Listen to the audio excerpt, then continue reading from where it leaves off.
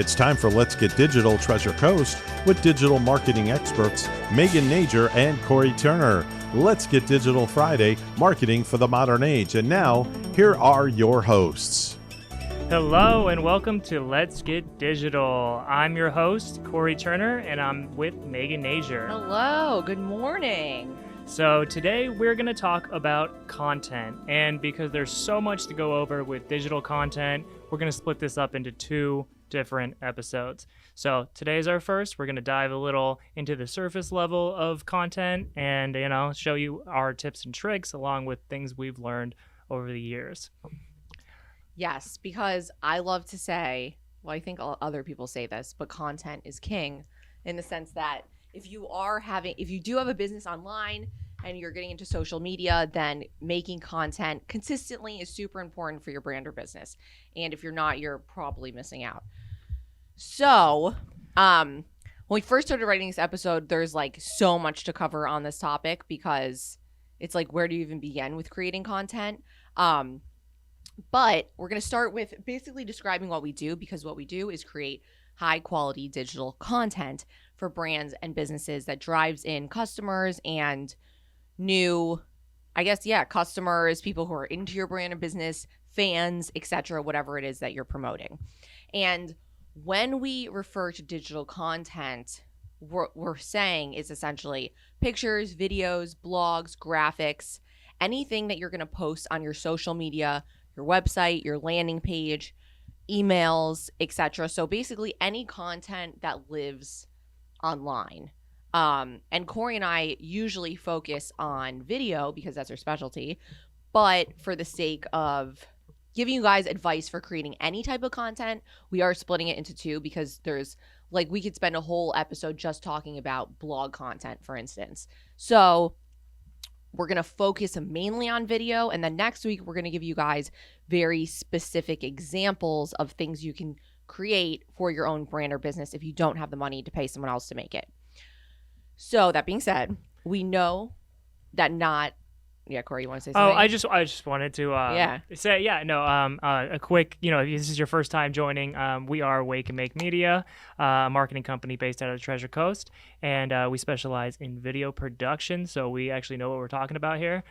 We spent decades of our lives in Los Angeles working in the Hollywood film industry, and most recently in Charlotte, North Carolina, and now we are in the Treasure Coast, and we couldn't be happier to be here. We are doing video content. We've done everything from music videos to feature films to more recently commercials, marketing commercials, everything from 15-second ads that you'd see on a social media campaign to 3-minute ads to 30-second broadcast things that played over the Super Bowl. So we try to do the best quality content we can with what the means we have. So I just want to quickly say that for the newbies. No, it's good. As a refresher, yes, exactly. We are a marketing company that specializes in creating high-quality digital content, like Corey said. And again, our focus is definitely video. And what we mean by that is that posting video on your social media platforms that will generate new business. So what we mean is we create videos that you can post on your Instagram, you could post on your Facebook, you could post on your website, you could post on your YouTube, and then you could take that video on your YouTube and put it on your website, Exactly. Yeah. You can reuse content. And next week, we're going to get into that about how it probably seems impossible to create content for all of these social media channels. But we will explain there's ways to really simplify that and reuse content or even chop it up into little pieces so you have content for months out of just one big piece of content. Okay, so that being said, we know that not most people don't have the money to pay other people or companies like us to make content for them. It can get pricey. I think we have great prices, but we have the best prices in town. wakeandmakemedia.com. We do. No, to be honest though, we're used to working with artists on a budget in Los Angeles. And when I say they're on a budget, they are completely broke. So we have learned to work with people who have different budgets and go from there, because we can do everything from filming a video on your iPhone as opposed to bringing out our cinema cameras and making a whole production. So if you're, you can scale the type of content you want to create in order to save money. And also with technology growing so rapidly, the barrier to entry is much more simple and more cost effective than it ever has been before. Because before, back in the 70s, 80s, 90s, you had to buy a film camera to make it actually look cinematic, a bunch of lights, a bunch of super hot lights that are very expensive. And now we basically own a production company, out of our garage. We have enough gear out of our studio to compete with feature films and everything like that, because we have 3 cinema cameras, we have LED lights that are cool, many of them, professional microphones, everything like that. And so that's how we can facilitate extreme quality on low budget. Exactly. And again, not to toot our own horn, but no, the reason why companies, because you can go to a marketing company and say, not to get too in the weeds with this, but you can say, hey, I want content for my YouTube channel. I mean, companies in LA, especially bigger companies that have a bunch of employees and all these insane cameras that are really the same as ours, they'll charge like 10 grand a month to do that stuff. Whereas it's just us two, and we own all of our own equipment. So that price is like crazy to us. So we would never charge someone that much to create a month's worth of content. Okay, so AKA you should hire us. Wake and make media.com. So, but again, if you do want to do it on your own, we know it can be very overwhelming. So we're here to cover that today. And last week we talked about social media and the various types of social media platforms. And we know there are a lot. If you missed that, you can always catch our episodes on Let's Get Digital. It's on Spotify, Apple Music. Everywhere you get your podcast. And now we are filming the episodes. So if you like to check out last week's episode, check out our YouTube channel, Wake and Make Media, and you'll be able to see our beautiful faces. Exactly. Live in 4K. Exactly. Not live. Not live in 4K. But yeah, if you want, you could take notes, you could write down what we're talking about, etc. Because we do cover a lot of like minutia that you might want to rehear. Okay, so what today we're going to do, I feel like I've said this a million times, but we're going to provide tips, tricks, and advice on how to create digital content for your brand and business on your own, doing it starting today. And again, this is huge, so we're not going to shove a universe of knowledge into 1 hour. Again, why we're splitting it into 2 parts.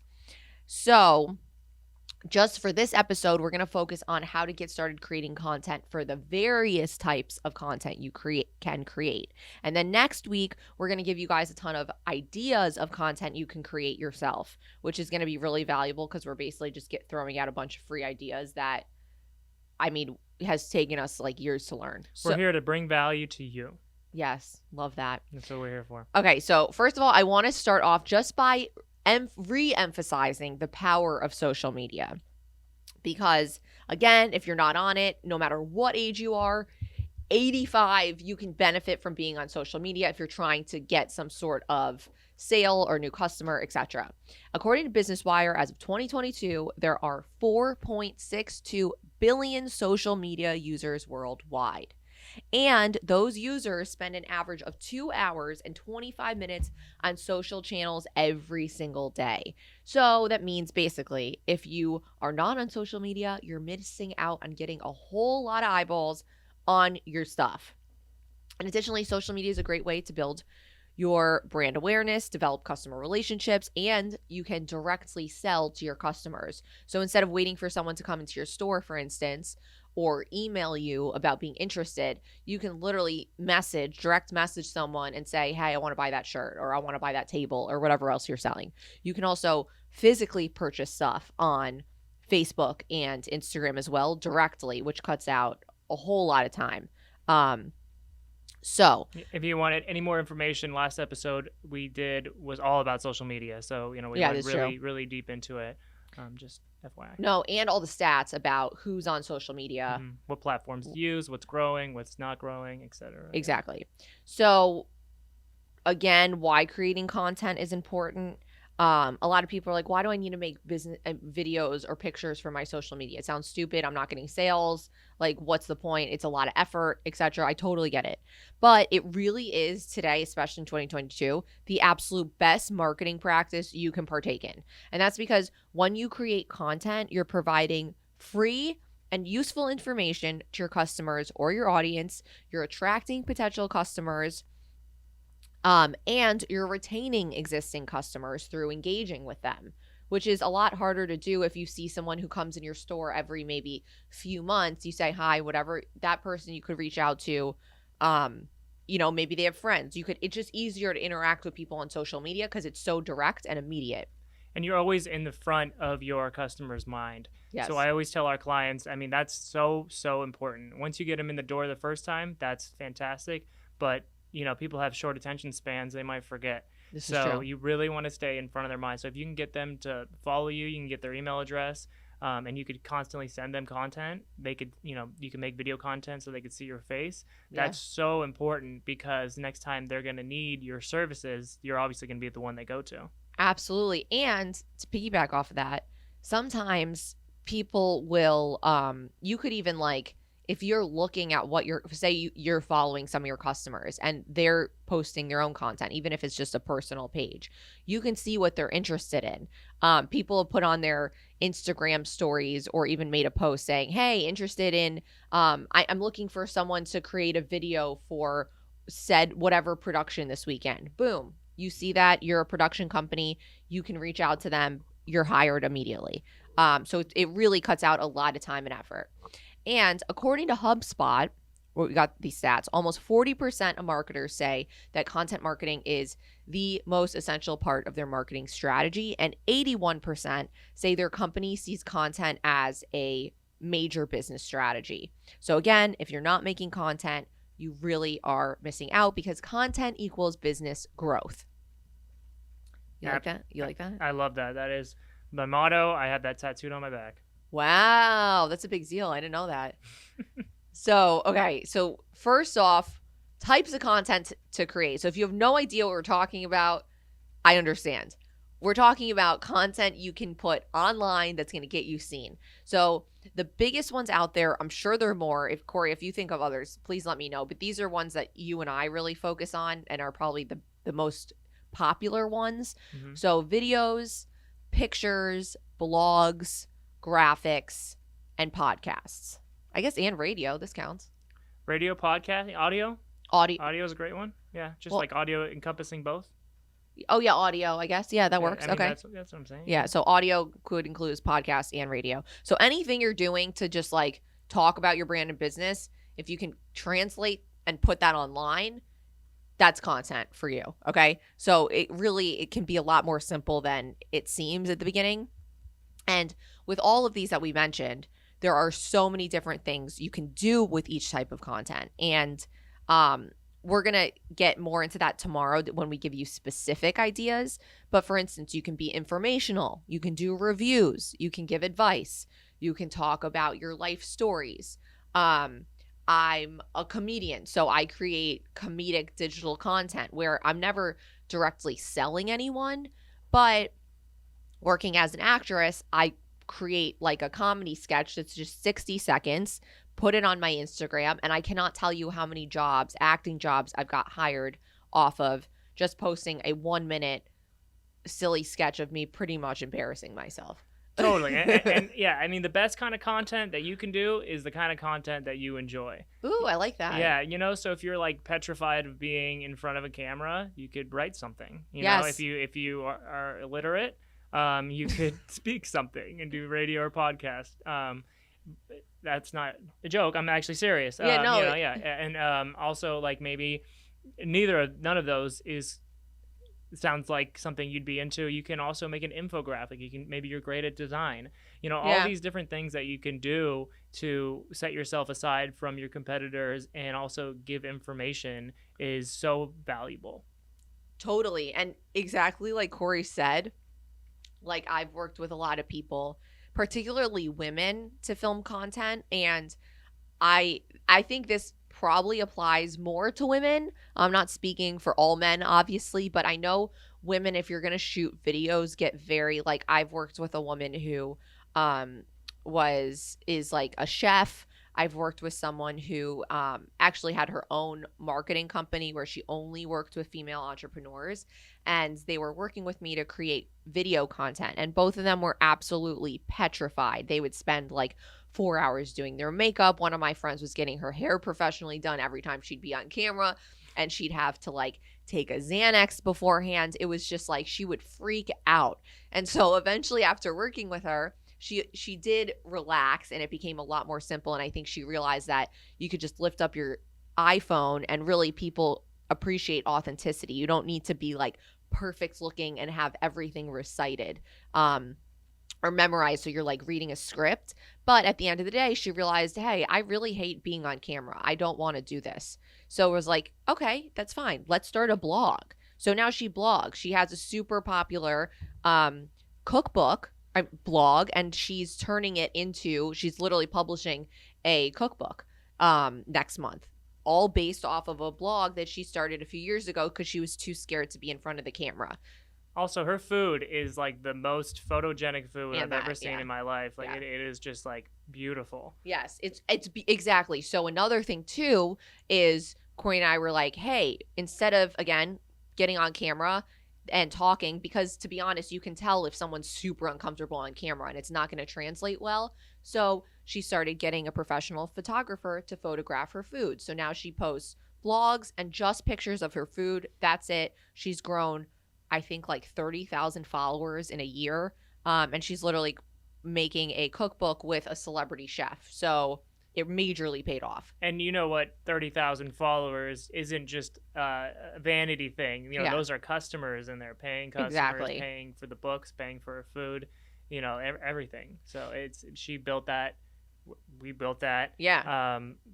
You know, empire for her. Yeah. With her, and it's just doing fantastic. Yeah. Now. She was like, at first she was making no money, freaking out. Now she's like killing it. She just did like a big dinner that she catered for like one of the Kardashians. So not that you care about the Kardashians, but she's done very well.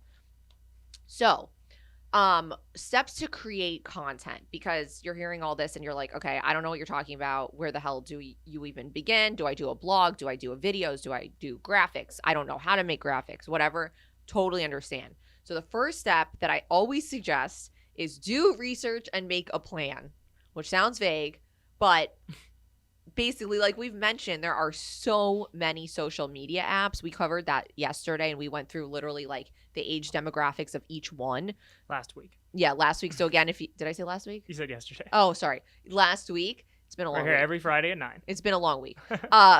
So you can go back and listen to that, because we literally went through the age demographic for each social media platform. But we suggest really doing some homework before you just hop online and you're like, all right, I'm going to start posting content. So for instance, set social media goals and objectives. And what I mean by that is asking yourself, what do you want from social media? So before you even begin, you're like, okay, why am I coming on here? I don't want to just come on here because everyone's telling me I should.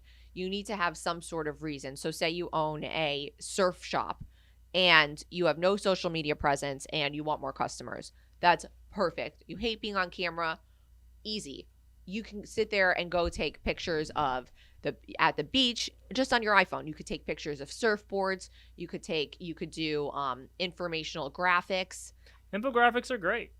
And yeah. I mean, and you could build them on Canva. Yeah, you don't have to be like a graphic designer, but just like showing like an animation or an icon of like a surfboard, and then saying like some cool information about facts, surfboard or surfing industry, and then just putting that a lot of people, you might think it's obvious because you've been doing it your whole life, but it's probably not to 99% of people. So that's true as people well. Will learn, yeah. Like a lot of people we've worked with too always say, why do people want to hear from me? Who wants to sit there and watch me or listen to me?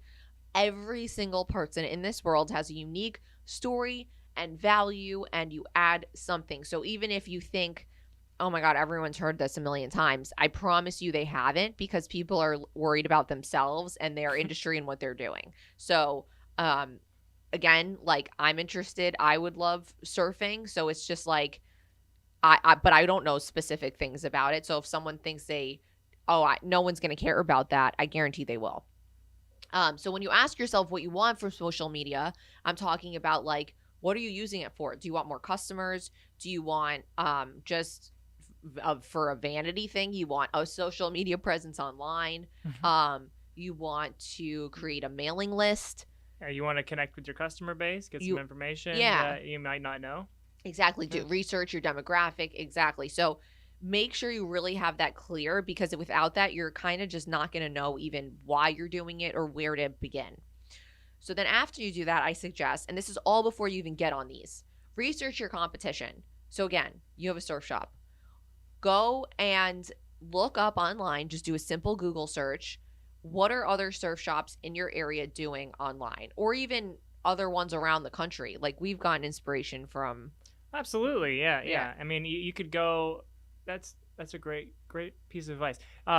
Just because you are local and you're looking for local customers, you could check out maybe a surf shop in California or something, see what they're doing, and kind of merge one that's in LA or one in San Francisco or one, it's all over the country, and make your version of what they're doing. It's great to get ideas. You'll always find great ideas from your competition. You can borrow them. It's not stealing, it's borrowing. Yeah.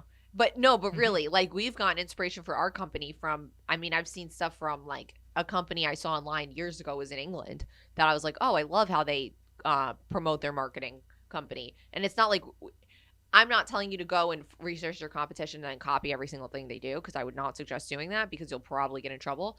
But say like, oh, they create these really cool videos that are like really unique, kind of just like pictures of waves and just with a simple text overlay. That's cool. That's interesting. It's beautiful. It's going to get eyeballs on your stuff. You could totally do some type of version of that. And Corey mentioned earlier, if you have not heard of the program called Canva. Oh yeah. Canva. It's a game changer, because you could be 85 and have never used a computer before, and you could probably figure this out. It's so simple. They give you like preset templates, so all you have to do is click it and change the type, like just literally change the words, and you can have a really professional looking graphic you can post on your social media. And everyone's always impressed by them. Yeah, always. Really. They have like so quick and so simple to give like designer quality posts or content. Totally. Yeah. And like I've heard some professionals knock it because they're like, oh, well, that's like the basic stuff. It's not basic in the sense that you can also create stuff from scratch that you could do on Photoshop or a more like advanced program. Yeah, like I, for example, pay for Photoshop, pay for Illustrator, pay for all these professional tools, and I use Canva. Yeah, it's just so much more simple. It's the easiest. Yeah. Another one is decide what platforms are right for you. So it's, again, there's a lot of them. And again, we covered that last week. So there's like Instagram, YouTube, Twitter, TikTok, Pinterest. It's like, what the hell? I was talking to my parents yesterday, and my dad was just like, I don't want to get involved in that stuff. That's like, I don't know what the hell you're talking about. Like, he's completely is so overwhelmed by all of it. He doesn't even know where to begin. But a good way to do that is, again, speaking of competition, is to look at your competition. So, for instance, like see what platforms they're on and the audience that they're targeting. So, and it could be good and bad. You could see your competition is really hitting TikTok and they're going for, say, retirement home, and they're not doing very well. You could be like, you save yourself some time and money and not go to TikTok for your retirement home business. Totally. Or like, they're posting something you see they continually post on Instagram. It's getting no views, no likes or whatever. Maybe that's not the right demographic for your audience. So again, look at your competition, see what platforms they're on, and it could be that you totally copy them and jump on the same platforms, which you could totally do, or you realize that those platforms are kind of sucking for them, and so you jump on other ones. And a good way to start this is to research the demographics of each social media platform. Again, we did talk about more like hard stats the other day or last week.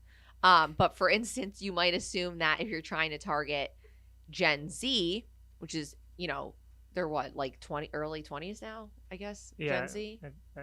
I don't know. We're millennials, so the ones before us. You might think, we hear this all the time. They're like, oh, Gen Z, they're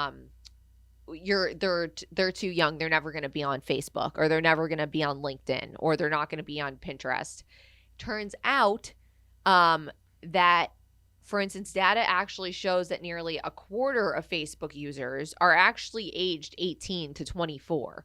That's hundreds of millions. That's hundreds of millions of people, which I was kind of shocked by, because we always say, especially to our older clients, we actually say to everyone, you should always have a Facebook page. But typically, the older you think of an older demographic on Facebook, not true. So, you know what I mean? That's why you got to research and literally just type in stats of like age demographic of people on different social media platforms. So if you only want to target, for instance, you're very specific and want to target 18 to 24-year-olds, then see where they're on. Maybe they're on Facebook, they're probably on Snapchat, and they're probably on TikTok. Great. Those are your 3 apps you're going to focus on.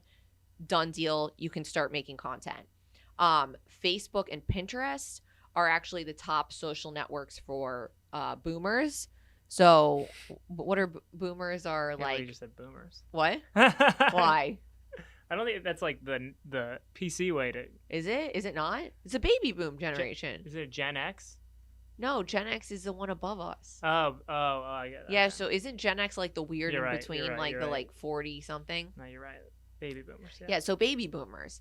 I think people have like made it into a thing because they say like, okay, boomer. Yeah. Yeah, but I'm pretty sure that's No, you're right. Okay, so but Facebook and Pinterest are the top social networks for boomers, and aside from 18 to 24 being on Facebook, adults over age 65 are actually Facebook's fastest growing audience segment, which I didn't know that. Wow, that's huge. Yeah. So if you're in that age range, if your customers are in that age range, get on Facebook and make some content that they'll like. Get on Facebook and make, yes, exactly. And even if that's not your demographic, always have a Facebook page. Okay, number 4, know your audience. So this is, if you already have a brand or business, then this is obviously a no-brainer, because you already have an advantage in this department. And that's because you already have a customer base. So if you have a surf shop, you know who's attracted to your store, who wants to buy your stuff, etc. So you're going to have a pretty solid idea of who you want to target and appeal to on social media. So for instance, if you own a fishing store and know that your customers are mainly men aged 50 to 75 who live in Martin County, boom, you know exactly who to target on social media and who to research to figure out what age range is on what platform, so you can jump on that platform. Exactly, and make content specifically for those people. Yes. Yeah. So I would definitely suggest, if that's you and your company, I know it's very specific, but definitely get on Facebook. Pinterest is like a whole other platform that we could probably cover in our own episode. It's more like, I always go on Pinterest to look up design stuff or like furniture. Totally. Yeah. Right? Like, design, furniture, and then what kind of goes with that would be like moving services. And so it's not just like interior directing, but people like who are probably decorating because they have a new home or they're moving into a new home. So you could think like moving services or plumbing or HVAC or, Oh, that's smart. Okay. So it's like connected, Totally. Like we did a whole series of advertisements for a fitness brand on Pinterest. It didn't really do that well because people, I guess, aren't really going to Pinterest for That's true. Workout tips. They're going for like pretty things and art ideas and things for their home. Pinterest is like an online, which I know Instagram kind of, because Instagram's very visual, but Pinterest is really more of like an artsy skews more female, I'd say. Yeah. And I think it's like 70-30 female. Yeah, that sounds right. It's definitely a high percentage of female. But if you have any type of art business, I follow people on it who have literally just make pretty stationery. Stationery businesses kill it on there. Mm-hmm. And again, on all of these platforms, you can run ads. So each piece of content you make, you can turn into an ad. Absolutely. Which is great. Yeah. And, as you find out, after you do this research and you know your audience and you know where they are, there is some specific content dimensions, that you could use. So once you have the idea and you want to make it, not every piece of content can live on each piece of social media. So, for example, you've probably seen YouTube videos, and those are like your TV. Those are widescreen. Yes. That's kind of, if you're making widescreen videos, that's, if you're going on YouTube, you should make like widescreen videos because people are used to, watching it full screen, turning their phones to the side or watching it on a bigger screen. But if you're making something for a younger generation, maybe on TikTok or Instagram, vertical video is now the whole thing. So it's basically, the video you see on your TV flipped on its side. So it's long, it's upright. And just keep that in mind. I don't want to get too into the weeds here, but if you're shooting on your cell phone, turn it one way for your YouTube footage and turn it the other way for your Instagram and your TikTok and your vertical video. Also, Pinterest is vertical. And Pinterest is vertical. This used to be, this wasn't the biggest deal a few years ago. And now, especially since TikTok has gained popularity, it's almost like if you post a non-vertical video on vertical platforms, they don't perform as well. Totally. It's because the platform itself wants you to be native, and it wants you, which means it belongs in that platform. And it basically, it's all about screen real estate. So if people are on TikTok and they're on Instagram, it's really difficult to turn their phone to the side. Super difficult. So they don't want to do that. They want to keep scrolling with their phone upright. So you got to make the content for what they're doing. And if you put a landscape or a horizontal video into TikTok, it's just going to take up 10% of the screen, when if you go vertical, it's going to take almost 100% of the screen. So why not? It's like, I always say, it's like if you bought a billboard and then you only use 10% of it and you left the other parts white or black, why would you do that? You wouldn't do that. No, that's actually a really great comparison, because I would get really frustrated because I'm on like all the apps. So I'm like, why do I have to sit there and re-edit my YouTube video to put on Instagram?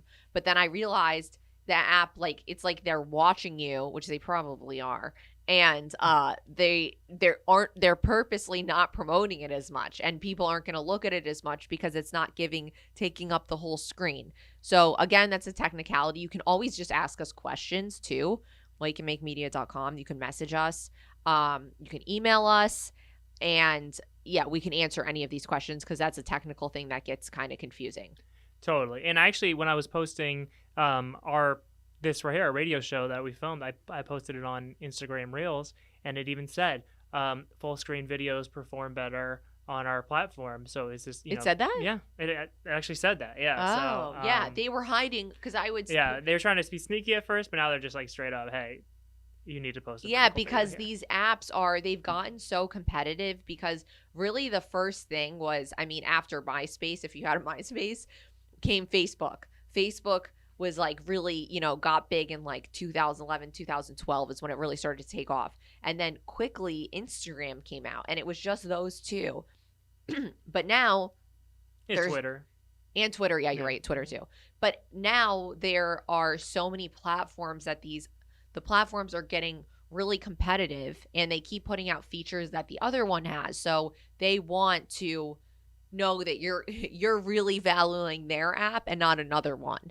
So that's why it's important to kind of tweak your content for each app, and that could literally just be the size of it. That's all you have to change. Right. Yeah. And so there's some tricks that we do when we're filming our content that will allow you to put the same video on YouTube on vertical video, A good example of that is if you go to our YouTube page is this radio show. So, we filmed the whole thing horizontal. It's 50 minutes. You can check it out, the full episode. And then I cut it up in minute chunks and put it on shorts, YouTube shorts. And there you can see the vertical version of it. It still is the same content. It's just native for that specific platform. Totally. Yeah. And so that's if you don't know your audience yet and you're hopping on social media the second you are starting your brand or business. But if you're obviously, that's if you already have a brand. I'm sorry, I said that in reverse.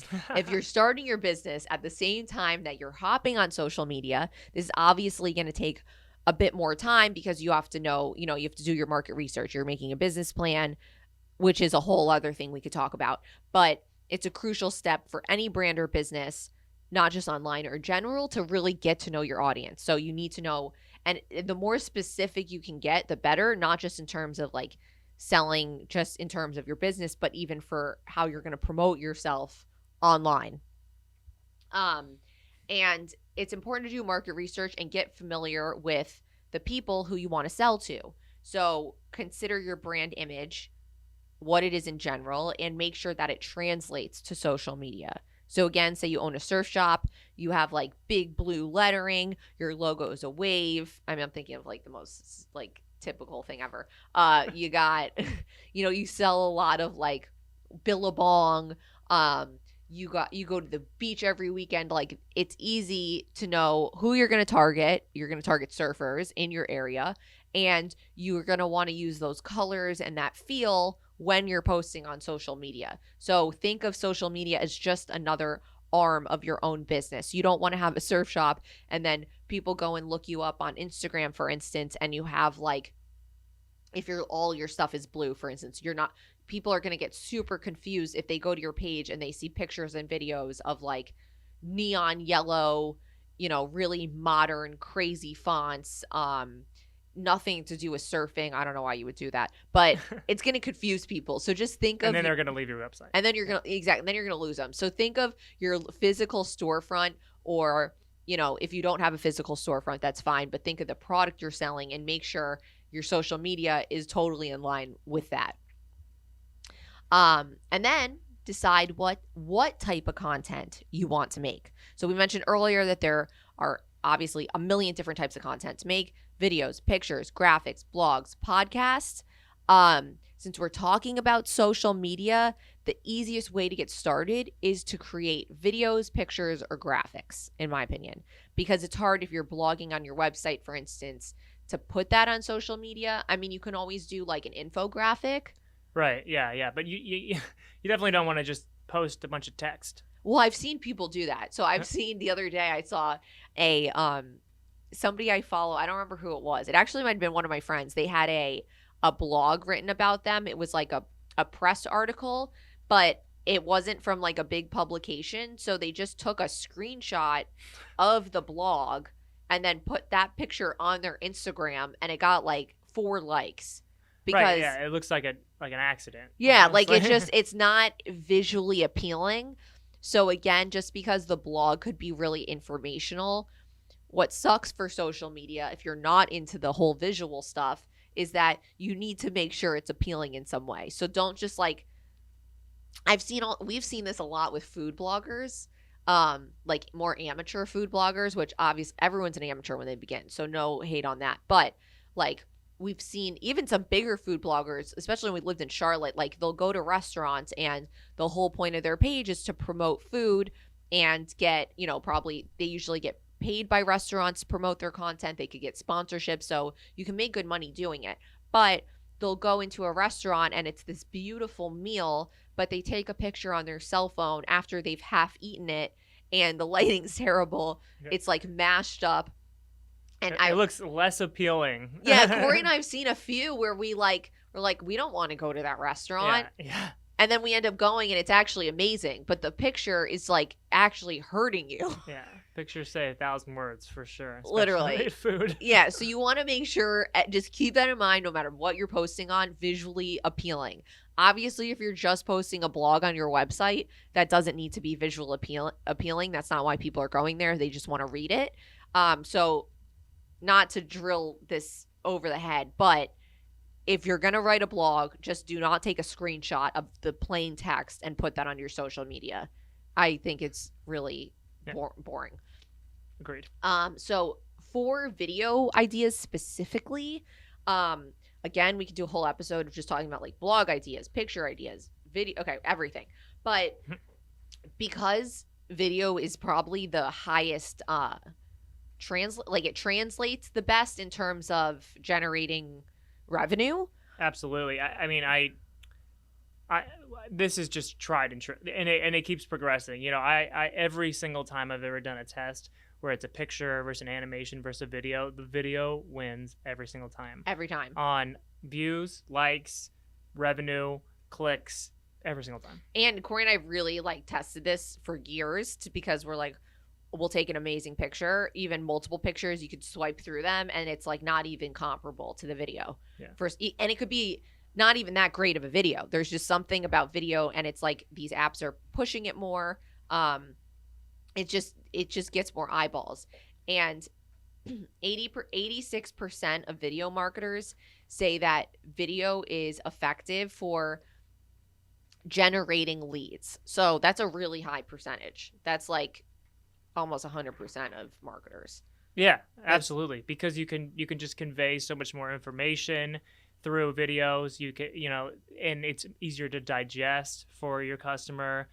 Video really is king, in my opinion. Yeah, well, yeah, Corey's kind of biased. Corey's a cinematographer, so for like my whole life. Yeah, but I mean, also in general, though, I even for myself take aside the fact that like we love making videos. If I see a video on social media, I'm way more likely to watch that than a picture because people zone out on social media. People go on social media while they're on the toilet, while they're walking their dog, while they're talking to someone, and they're just mindlessly scrolling. So think of just, you could scroll through pictures, but if you see this epic video, it's going to get you to stop. Right. Yeah. And so this makes original video marketing a super important strategy for anyone who is working on content creation. And again, like I told you about, one of our clients who hated being on video. And I know this is a big thing for women because, not speaking for all women, but I know for myself, I feel like I have to do my hair. I have to do my makeup.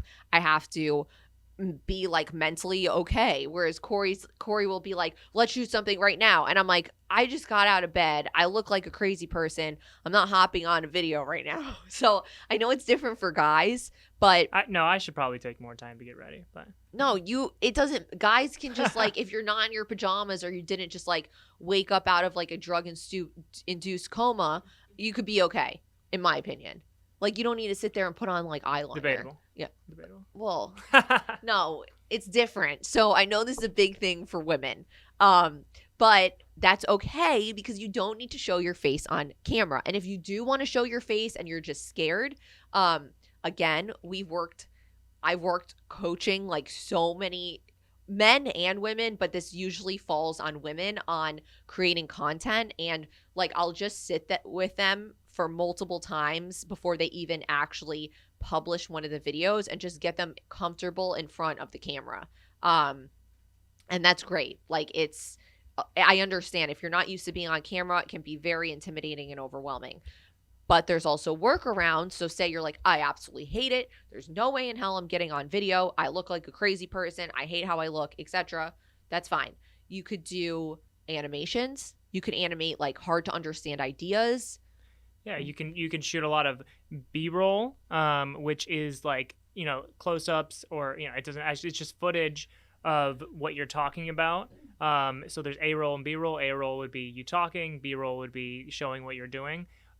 You could do a bunch of just videos of the things you're talking about and then do a voiceover. And then it's, it's still a nice video with your voice on it. But you don't have to be in front of the camera. And again, for instance, the chef, she's one of our good friends, but we did a lot of stuff for her. I said she hated being on camera, so she started taking amazing pictures. And I just remember this. She started filming herself just with her iPhone, herself cooking. And she posts those all the time. So it's like super simple. She'll just be stirring pasta. Then she'll be putting on some sauce. And she's not in the camera at all. She doesn't even say anything. She just adds some music in the background and that's it. So again, doesn't need to be on camera. You could also do how-tos and tutorials. So say you're a dog trainer. I don't know. And yeah, anything.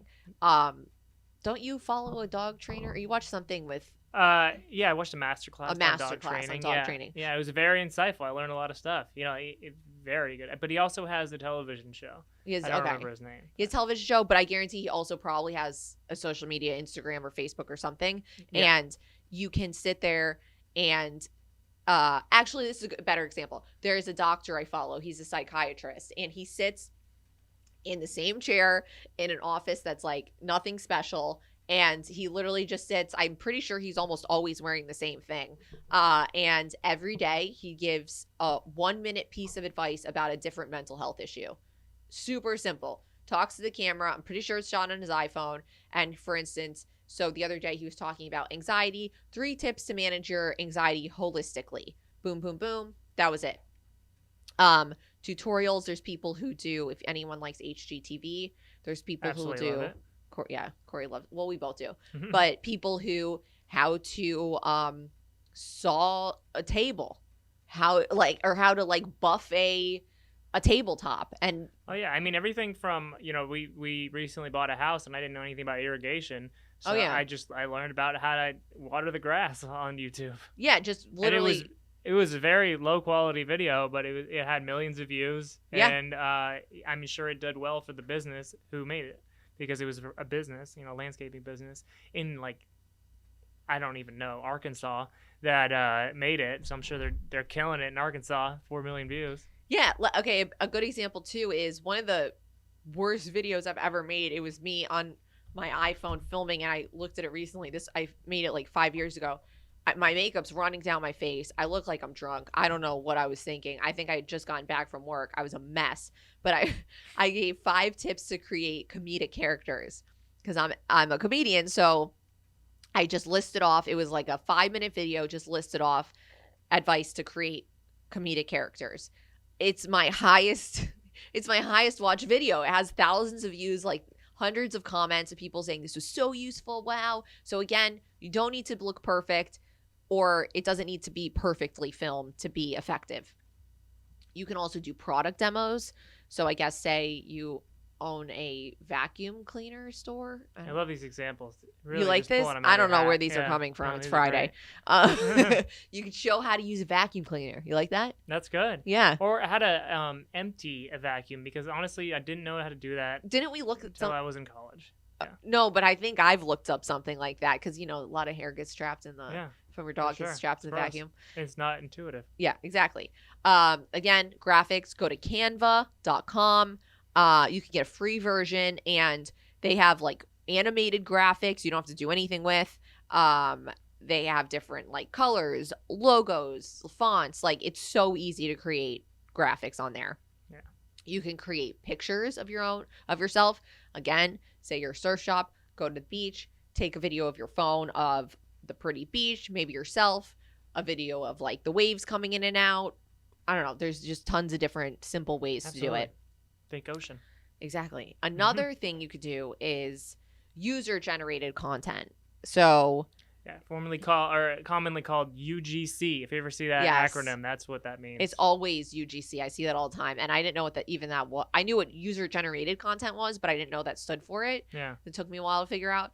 But what this is any form of content. So that could be text, posts, images, videos, reviews, etc., that are created by individual people. So not the brands, and then published to a social network. So for instance, I saw, was it Dove? I literally saw one yesterday. It was some big brand. Let's just say Dove for the sake of it. Dove, don't sue me if it wasn't you. Or maybe it was a jewelry brand. I've seen Dove do this though, but they will take they'll get one of their followers or, someone who is a loyal fan or uses their product, and they'll get that person to create content for them.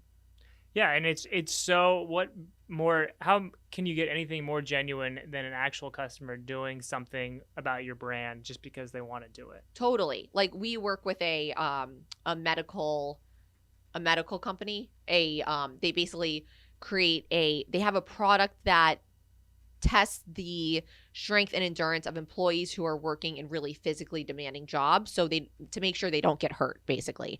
But they've had doctors or other employees who have used their service.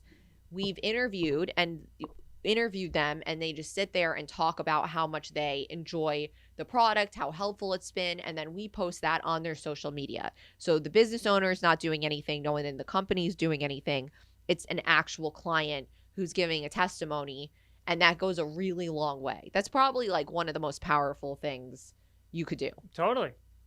So yeah. I mean, it's basically like a really more valuable version of like a Google review, which are super valuable in themselves. Yeah, that's true. So again, especially if you're an established brand or business and you have really loyal customers, let's go back to the surf shop again, and you have this guy who comes in all the time. He's been using your boards for years. He loves your products. If he feels comfortable, sit down with him, film him on your iPhone. He says, wow, I love Joe's surfboard so much, changed my life. I live here every day. This is really getting crazy. But, he loves it. Post it on your social media. It's going to translate to more customers. I almost guarantee it. Totally. Yeah. Yeah. Agreed. So, okay. So this was, again, more ways to get started to create social content for someone who's never done it before. So again, just to reiterate, you're going to do research, make a plan, see what you are even interested in creating, who you're targeting, etc. Then research your competition, see what they're on, see what platforms are right for you. So if you are only targeting Gen Zers, you're going to want to focus on the younger platforms, which would be, like we said, Facebook for sure, but then also maybe you also do TikTok. Yeah. You make that vertical video for TikTok and Instagram, and be where your audience is. Exactly. And then you're going to get to know your audience if you don't already, get really familiar with them. And you are then going to consider your brand image and make sure that translates. And so a great way to get to know your audience is by making content, different kinds of content, and seeing what sticks. Totally. And that's even if you have an established brand or business already. And then, most importantly, decide what type of content you want to make. And so next week, we are going to cover very specific ideas that you could do to create your own original content. So stay tuned for next week. We will be back. This is Megan Ager. This is Corey Turner. We're super excited to share some more tips and tricks on digital marketing. If you would like to watch our other videos, go to our YouTube, Wake and Make Media, and check out our website, wakeandmakemedia.com. And this is Let's Get Digital. Have a great weekend. Bye.